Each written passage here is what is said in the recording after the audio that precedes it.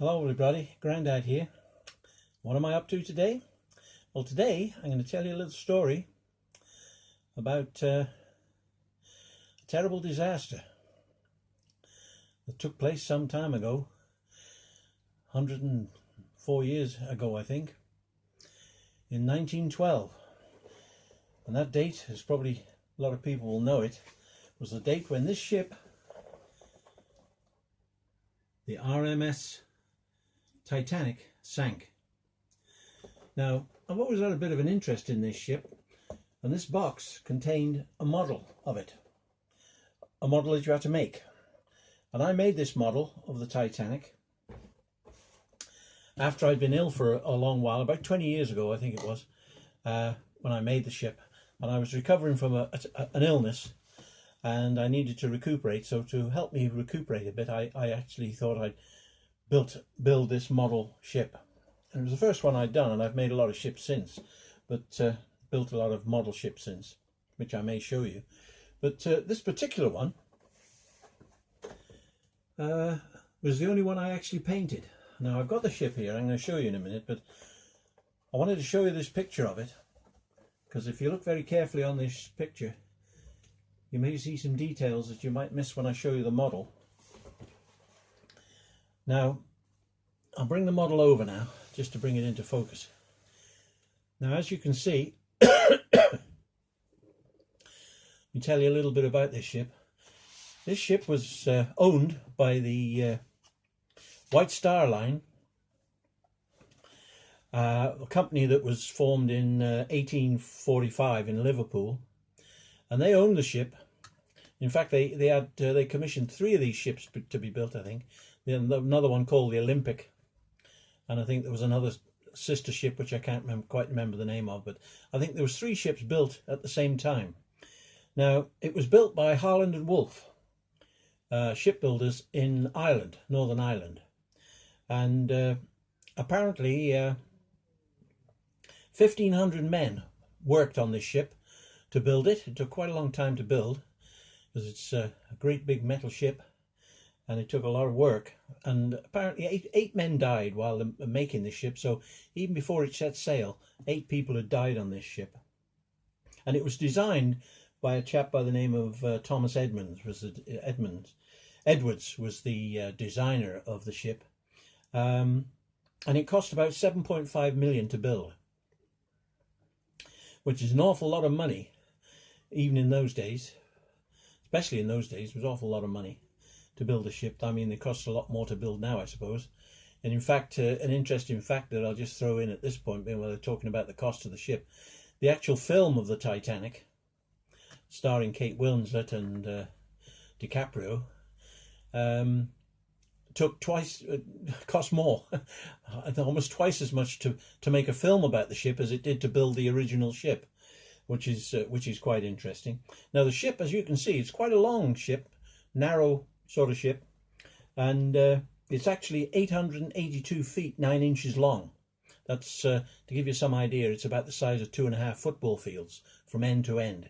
Now that's a huge ship, and that'll be an interesting fact when we get further into the story, the fact that this ship is so big and so long that it was very difficult to maneuver and steer. Now, this ship was a luxury liner. It was a passenger liner, although, as you see on here, it was called the R.M.S. Titanic, and that's because primarily it was a mail ship. This stands for Royal Mail Ship, and although it carried passengers and it was a luxury liner and carried people over to America, which was what it went on its maiden voyage from Southampton, taking people over to America, it was still a cargo ship. It was a ship, and it carried mail and letters and parcels, and so that was primarily what it was, and that's why it's called MRS. Now you might notice, looking at this picture, if you're really keen-eyed and you can spot it, there's only smoke coming out of 3 of the chimneys on this picture. Now there's a reason for that. The reason is the 4th chimney, which is this one here, wasn't for smoke. It wasn't a real chimney at all. So the engines that were on the ship, it was a steamship, so it burnt a lot of coal in the boilers, and there was a tremendous amount of engineering work going on underneath this ship, in the bowels of this ship, where the engines were, and steam engines, and the boilers were, and men were shoveling coal all day long to keep this ship going, providing it with steam to drive all sorts of things on the ship. Were driven by steam. There were steam cranes on the deck. There was steam baths for the passengers to use, and there was lots of steam was used to drive turbines to make the electricity, because there was electricity on the ship throughout, so there was electric light everywhere, and also for the radio communications. Now, another thing you may notice about this ship, it's got a little bit of damage, but it's got its two masts here, and again, if you look very carefully at this picture, you'll see that from those masts and all there's a lot of rigging, a lot of ropes and bits and pieces.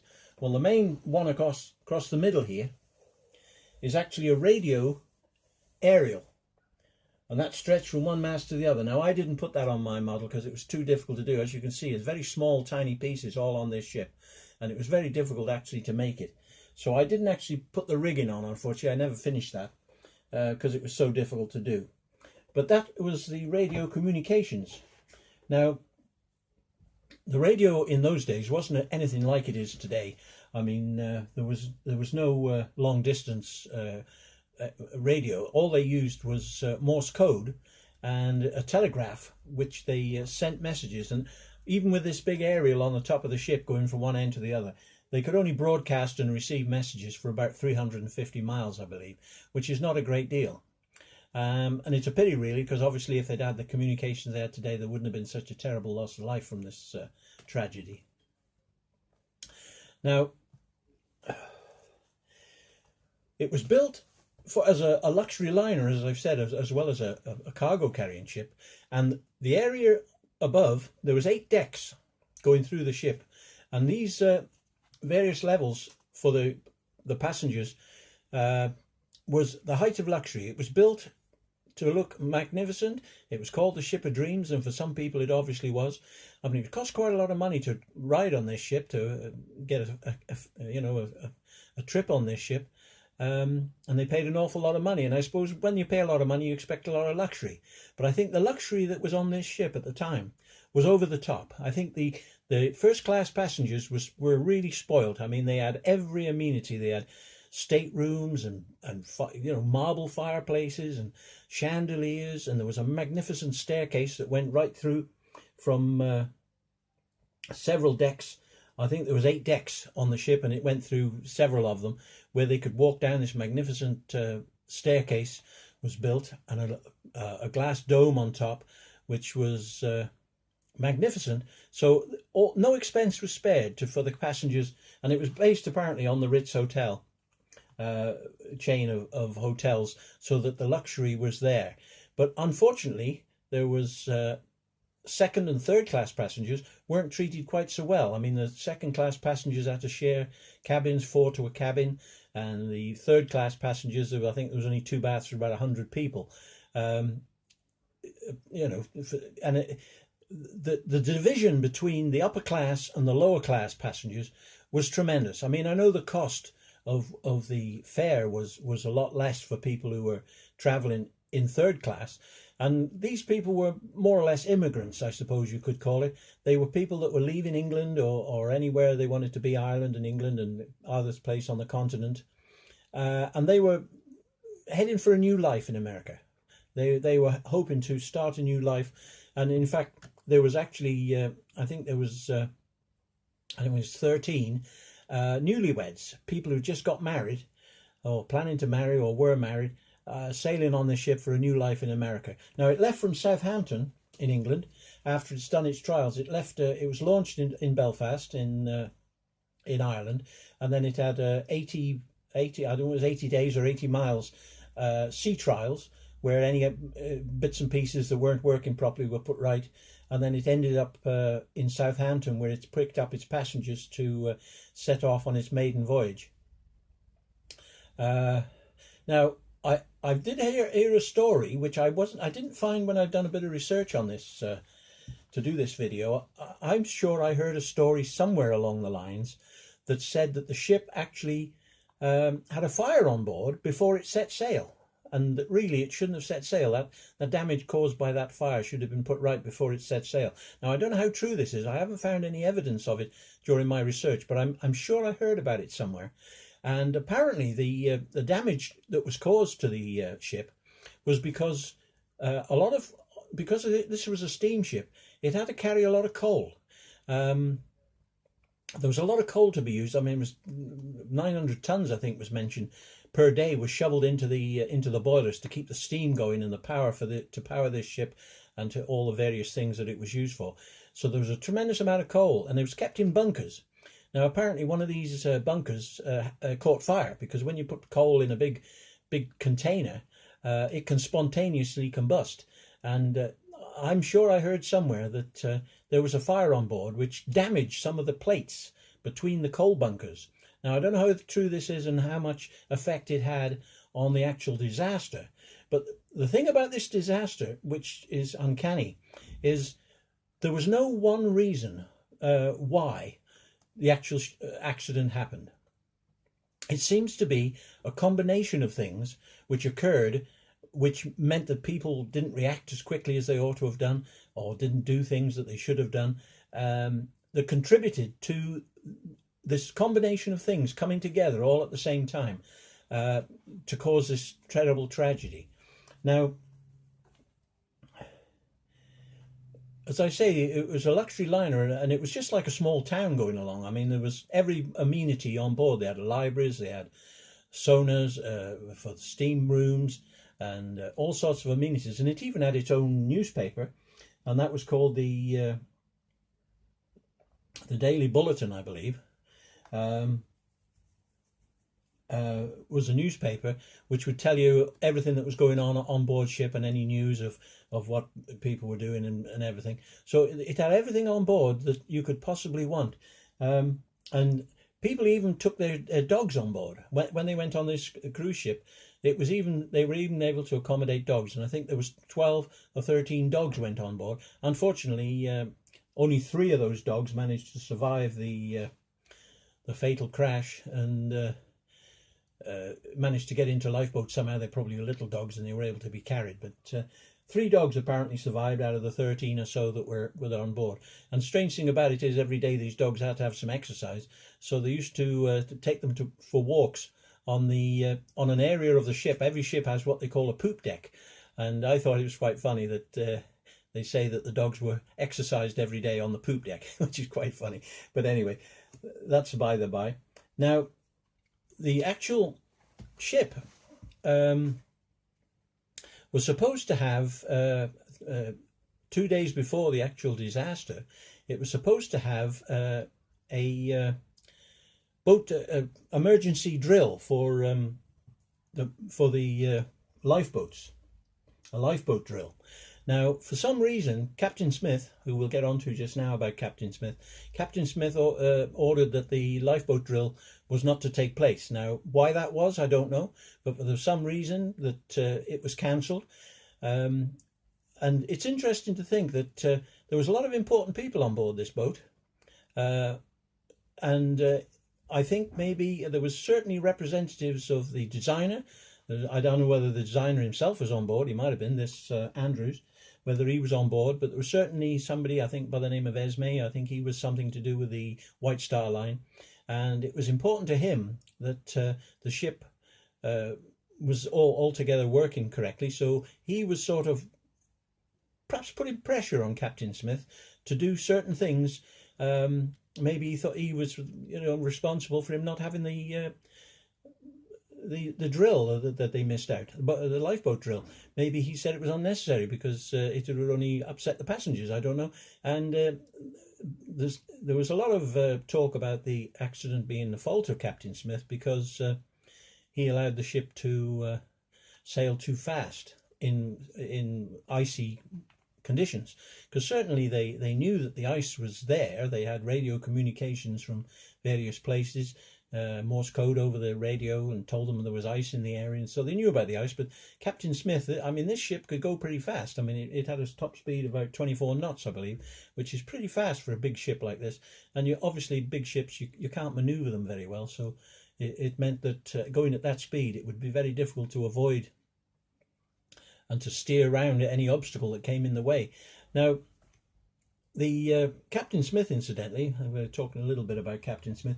He was an interesting character. He'd been a ship's captain for a long time, and he lived actually in Staffordshire. I live in Shropshire, and Staffordshire's just over the border, and that's where Captain Smith actually came from. But he'd been a captain for a long time, and he was nearly, in fact, this commission for this ship, taking these passengers to America, was his last trip. He was going to retire after that, and it was coming towards the end of his time for retirement, and this was going to be his last commission. And as it turned out, it was. He went down with the ship. But I think Captain Smith was not to blame. I think there was a lot of other circumstances which brought about the disaster of this ship. Now, one of the biggest problems with this ship, really, with everything, was they said it was unsinkable. Now, that was a big mistake. When you go up against nature, you never know what nature's got in store for you, and so you should never tempt fate by saying something as even today they'd never say that any ship that's on the sea is unsinkable, because there's certain circumstances come together that can actually cause a ship to sink, things that you wouldn't expect to happen. Now, one of the factors that may have had a bearing on why this ship was sunk was the fact that they said that it was unsinkable because if they got a hole anywhere on it, they could block off areas. They had seal containers, seal partitions, which they could close the doors and seal up that area, and therefore the water wouldn't come in. Now, they say that these compartments that were watertight compartments on the ship were built into it, and that's why they thought it was unsinkable. But they say that 4 of these compartments could flood and the ship would still stay afloat and no problem at all. Well, in the event of the accident, when it hit the iceberg, it actually split along the side. I think it was on this front side, on this side. They seem to think it split.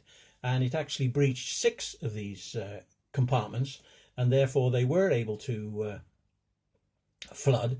And this is ultimately what led to the disaster of the ship going down. Now, one of the reasons this damage may have been caused so badly when it hit the iceberg, I mean, it would have hit the iceberg going at a tremendous speed, and it was only a glancing blow. I mean, it wasn't a direct hit, it was a glancing blow. They did try to steer around it. But the fact that the icy cold water was quite a factor in this disaster, both from the passengers' point of view and from the ship's point of view. They seem to think another factor in the crash was the fact that the cold icy waters, it was 4 degrees below freezing, the cold icy waters had an effect on the metal, and it had an effect that made the metal a bit weak and brittle. And this may well have attributed to why the iceberg was able to split open 6 of these compartments along the side of the ship so easily, because the metal broke far easier than it should have done because of the cold. Now, that might have been another factor.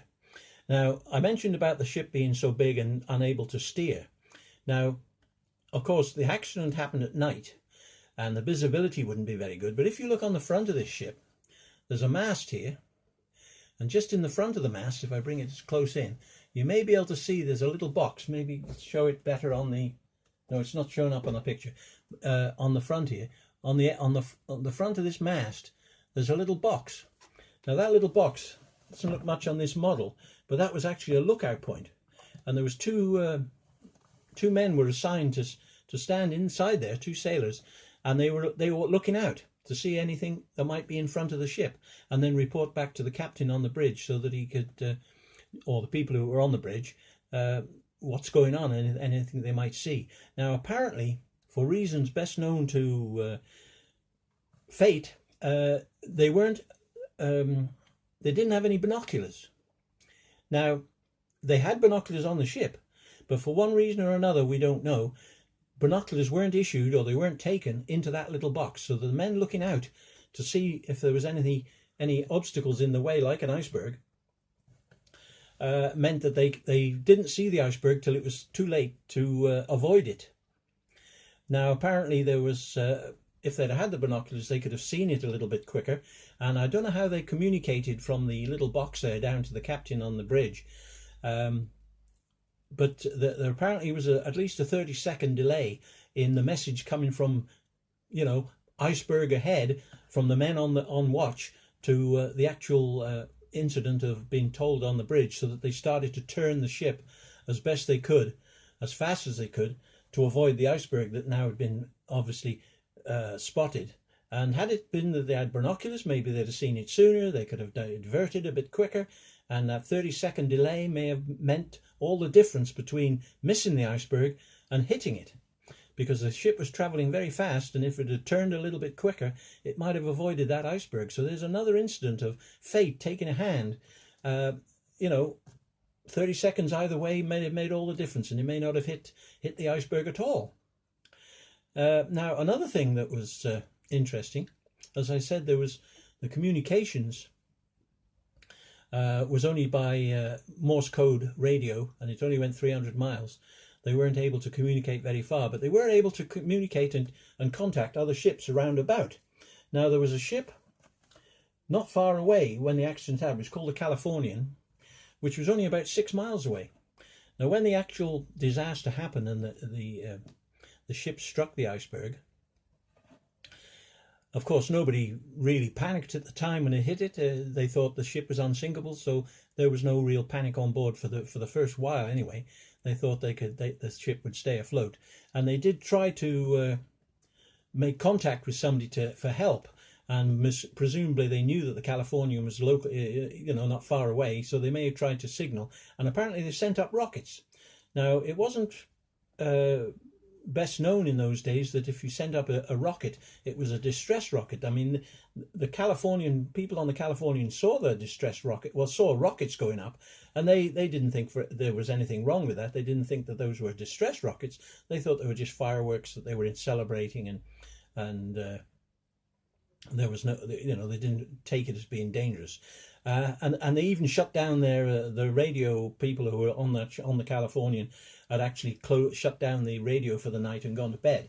So they weren't even able to get the message through to them to come to help them when the disaster struck. Now, again, had the Californian seen those rockets and realized there was danger, and the people of the radio stayed on duty and were able to get a message, the Californian was only 6 miles away. It could have got to the people on board the Titanic a lot quicker, and maybe there wouldn't have been such a terrible loss of life, because it was left to another ship further away that got the message, and they raced to their aid, but they were, of course, far too late. Now, another thing about the people on board, there wasn't enough lifeboats. Now, you can see on this ship model I've got, you can see there's 4 lifeboats there and 4 there and 4 on each side. So there was 8 lifeboats, and there's a couple of small ones again. And apparently there was 20 lifeboats on board, 4 of which were fold-up lifeboats. I don't know quite how many people you can get in a fold-up lifeboat, but certainly these lifeboats, so you can see, they're quite tiny on this ship, which gives you some idea of how big the ship itself was. But each one of those little boats could hold 65 people. But when they launched them, eventually, after they delayed for at least an hour. They wasted an hour of the time it took for the ship to go down, because it actually sank in 2 hours 40 minutes, I believe. But for the first hour, they didn't really take it seriously, and they didn't think anything was going to happen. So it was quite some time till they realized that the ship was going to go down, and they had to do something about it. So, and even when they started launching lifeboats, they were only half full. People just didn't want to get in. They didn't believe it was going to sink. And this is, again, the arrogance of people on this ship. They just thought it was unsinkable, and there was no reason to get into a lifeboat in the middle of the night if the ship wasn't actually going to sink. But so a lot of the lifeboats that first left anyway weren't full, but they could hold 65 people. And had they all been full, there would have been not quite such a bad loss of life. Now, the actual capacity for this ship, the actual amount of people that were on this ship, passengers and crew, mounted to about 3,000. So 3,000 people, were souls as they call them, were on this ship, and about 1,500 of them actually drowned. The rest managed to get off in the lifeboats, but it was only a small percentage of the people that were on board that managed to survive. Mainly women and children, a few men were able to get off. But let me see, where am I now with my story? Oh, I told you there was the dogs. I forgot about the dogs. You could call them passengers, I suppose. So there was a few more. The lifeboat drill was cancelled.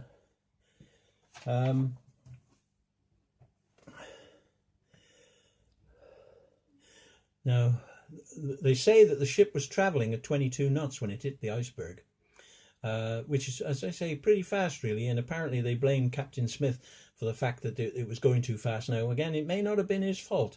He may have been influenced into pushing on when he knew there was danger of ice down, because he may have been sort of forced into it a little bit, or pressure put on him to go too fast.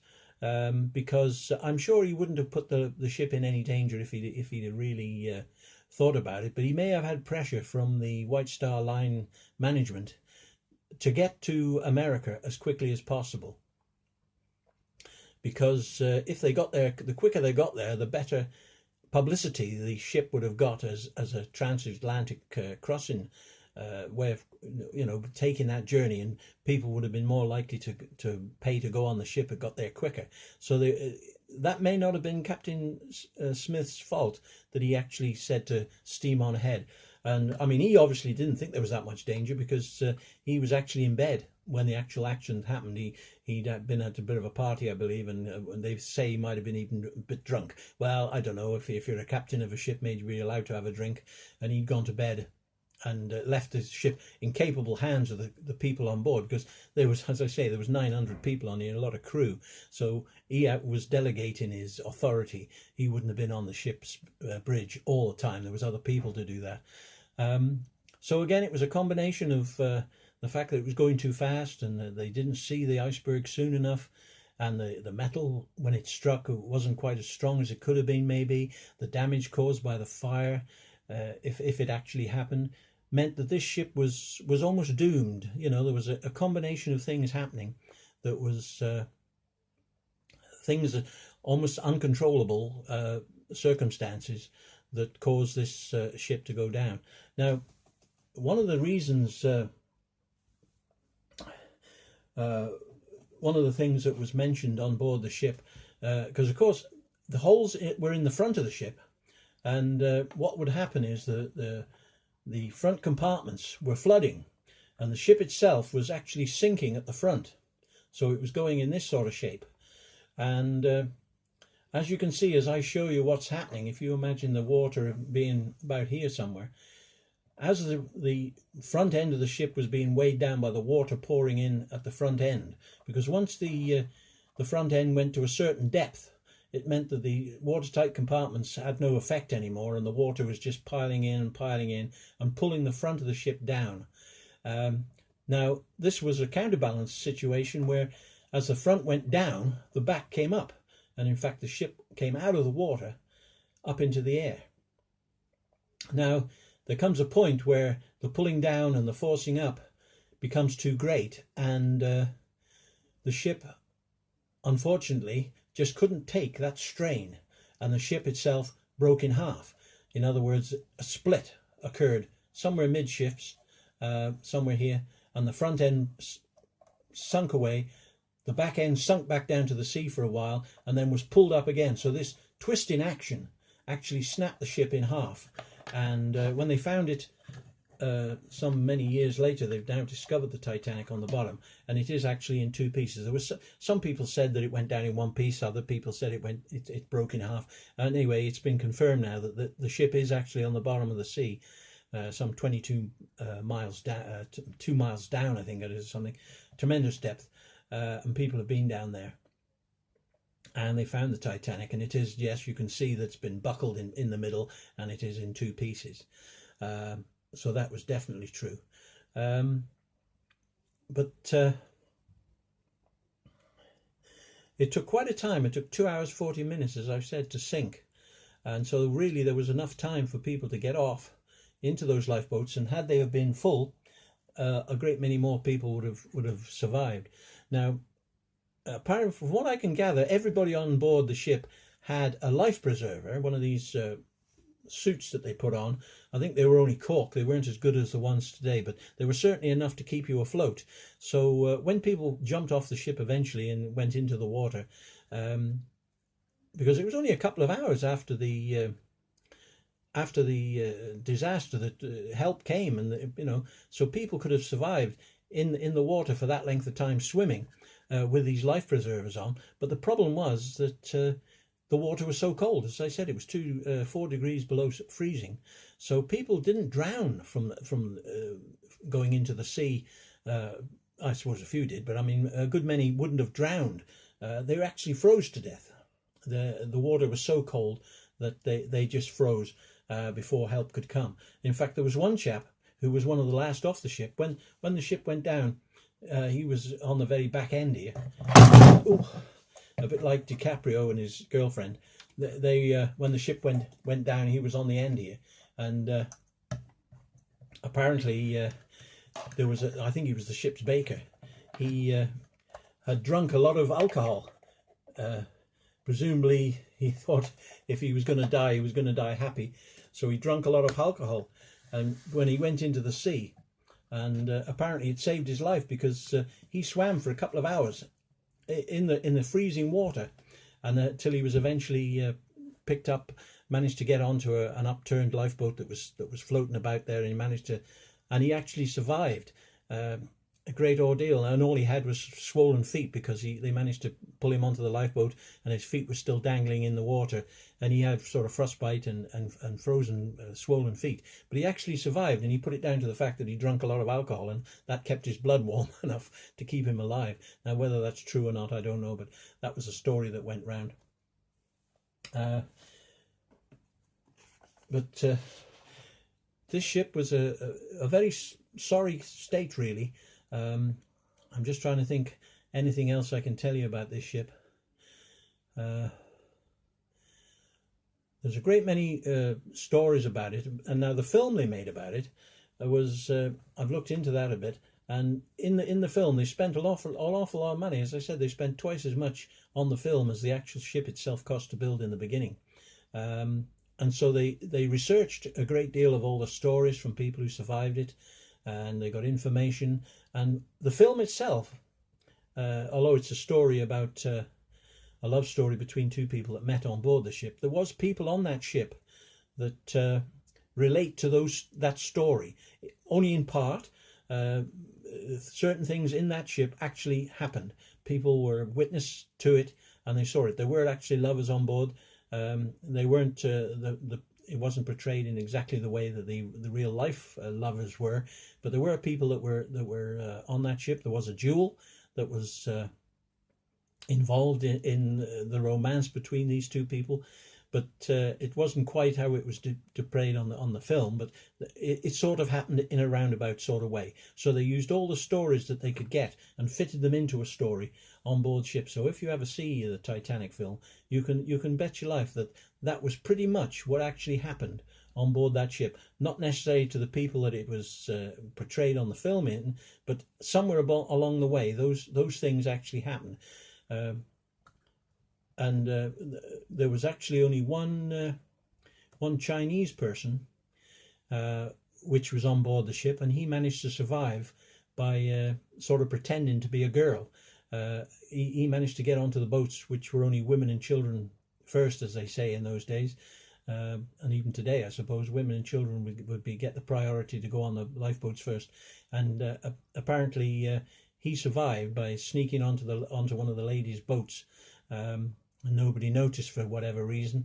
And I suppose by that time it was every man for himself. I don't know, but he didn't have an easy life of it. When he went back to Japan or China or wherever he came from, he was ostracized as being a coward, because the samurai way was bravery, and he showed no bravery that day. He saved himself, and the idea of self-sacrifice. So it didn't do him any good to sneak off the Titanic, because I think he had a pretty miserable life as a result of it. Now, there was a great many people that were supposed to be on this ship which didn't go on it for one reason or another. Very famous people who booked a passage, they paid for a passage on the ship, and they didn't go on it for one reason or another, business or other commitments or whatever, something happened, and they didn't sail on it. Now, they must have been thanking their lucky stars that they didn't get on that first maiden voyage across to America. Now, there's another, a lot of heroism took place on board the ship. People who gave up their position, people who looked after children on board the on the lifeboats, and did things. And great praise should be given to the band. There's a famous story, and people talk about the band that played while the people were getting off the ship, and that apparently was true. The band played on, as they say. It played all the time to help bring up the morale and keep people as happy as possible while they were getting onto the ship. And they played right to the very end, apparently, and none of them survived the actual sinking, so they weren't able to get off the ship before the terrible tragedy happened. I think that's probably all I could say about the Titanic at the moment, and so I'll leave you just with a look at my model. And the story of the Titanic is something that people should know about. It was a great many things happened that caused the accident, and it was only man's arrogance that the tragedy happened at all. If they'd have taken a bit more care, and maybe if they'd have done things a little bit differently, with a little bit more onto safety, and what have you, all the things that I've mentioned, maybe that disaster wouldn't have happened. But it teaches us a lesson that you don't go up against nature. You risk the consequences. Well, that's my little story, and I'll perhaps bring you some more stories of historical events like this that I've got involved in. But this is my model, and I'm very proud of it, because it's very detailed. And I painted it. This is, as I said, the only one I painted, and it's it had all wooden decking, and I've done that all in brown, and the funnels and all the ships, bits and pieces. It was white, mainly white paint, but the yellow funnels and the way it was all put together. And I'm very proud of this little model. So I hope you've enjoyed my little tale about the Titanic, and you know, look up more information about it, and you'll see that there was a great many more bits that I've missed out. I've tried to include everything I could think of, but if I've missed anything out, I'm sorry. And if I've misled anybody by saying things that maybe aren't true, I'm sorry about that as well. But that's what I believe, that I've tried to make as good of a story of it as I can. So I hope you enjoyed that. And this is Grandad signing off as usual, and I'll see you all again. Bye-bye now. Bye-bye.